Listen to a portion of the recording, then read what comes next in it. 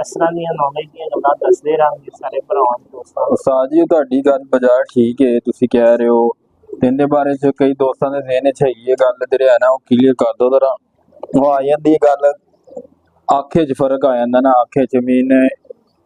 ਕਈ ਲੋਕੀ ਅੱਖ ਦੀ ਵਜ੍ਹਾ ਤੋਂ ਕਹਿ ਦਿੰਦੇ ਆ ਫਿਰੋਜ਼ਪੁਰੀ ਹੈਗਾ, ਉਹ ਥੋੜਾ ਇਹਨਾਂ ਨੂੰ ਦੋਸਤਾਂ ਵਗੈਰਾ ਨੂੰ ਗਾਈਡ ਕਰ ਦੋ ਜ਼ਰਾ। ਨਹੀਂ ਫਿਰੋਜ਼ਪੁਰੀ ਦੇਖੋ ਜੀ, ਅੱਖ ਫਿਰੋਜ਼ਪੁਰੀ ਦੀ ਇਸ ਤਰ੍ਹਾਂ ਦੀ ਹੈ ਜੀ, ਕਿਉਂਕਿ ਬੇਸਿਕਲ ਉਹ ਥੋੜੀ ਆਂਦੀ ਹੈ ਨਾ, ਤੁਸੀਂ ਨੋਟ ਕਰੋ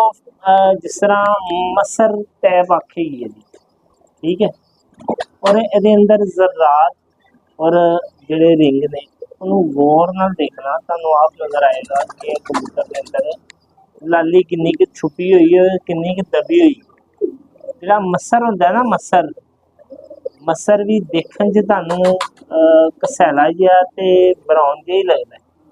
ਪਰ ਉਹਦੇ ਵਿੱਚ ਵੀ ਲਾਲੀ ਦਬੀ